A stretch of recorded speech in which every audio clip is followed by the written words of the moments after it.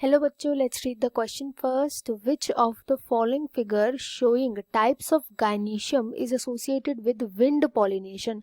यहाँ पे हमें 4 फिगर दी गई है, हमें बताना इनमें से सब कौन सा, ये चारों फिगर किसके, गाइनीशियम के है। हमें बताना इनमें से कौन सी फिगर है जो विंड पॉलिनेशन से एसोसिएटेड है, ऐसा कौन सा गाइनीशियम है जिसमें सबसे बेहतरीन तरीके से विंड पॉलिनेशन देखने को मिलेगा। तो जो यहाँ पे की कॉन्सेप्ट यूज किया जाएगा वो होगा पॉलिनेशन का। पॉलिनेशन को हम अंडरस्टैंड करेंगे। पॉलिनेशन क्या होता है, ये वो प्रोसेस होता है सिंपली जिसके थ्रू पॉलेंस का ट्रांसफर होता है फ्रॉम एंथर टू स्टिग्मा। एक वायबल स्टिग्मा, एक जो कैपेबल स्टिग्मा होती है उसके पास जब ये ट्रांसफर कर जाता है तो इसी को बोलते हैं पॉलिनेशन।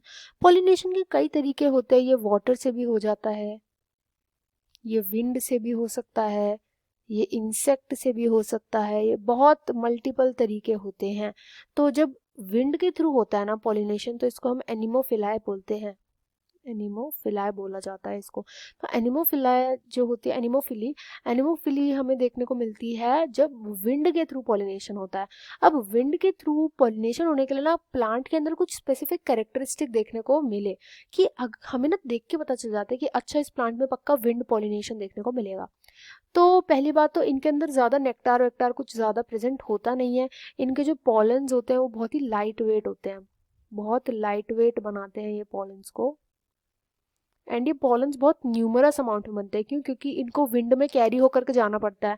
विंड में कैरी होकर के जब ये दूसरे फ्लावर पे जाएंगे तो उसकी जो पॉसिबिलिटी, अगर ये कम थोड़े से ही पॉलन बनाएंगे तो उसकी क्या पॉसिबिलिटी रह जाएगी कि वो स्टिग्मा तक पहुंचेगा भी। इसलिए बहुत सारे अमाउंट में पॉलन्स बनाए जाते हैं। अगर हम स्टिग्मा की बात करें, यानी जो पिस्टिल होती है उसकी बात करें, पिस्टिल का जो पार्ट होता है एक्सपोज्ड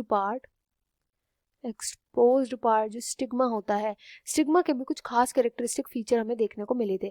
स्टिग्मा में देखने को मिला कि यूजुअली जो ऐसे प्लांट्स होते हैं जिनमें विंड पॉलिनेशन होती है, इनकी फेदरी स्टिग्मा होती है, फेदरी होती है नेचर में एंड बहुत ही स्टिकी होती है, फेदरी एंड स्टिकी होती है। फेदरी इसलिए होती है ताकि जो भी विंड में पॉलन्स है ना उनको ये ट्रैप कर लेती है, एंड स्टिकी भी इसी वजह से होती है, ट्रैप करने के लिए, बेटर ट्रैप करने के लिए पॉलन्स को। तो इसलिए फेदरी एंड स्टिकी। अब हम स्टिकी चीज तो देख नहीं सकते पिक्चर में, बट हम फेदरी जरूर देख सकते हैं। एंड यहाँ पे सबसे सही जो फेदरी लग रही है वो ऑप्शन बी वाला लग रहा है, तो यहाँ पे बी जो होगा वो इधर राइट आंसर हो जाएगा इस क्वेश्चन का। I hope you understand well. Best of luck and thank you.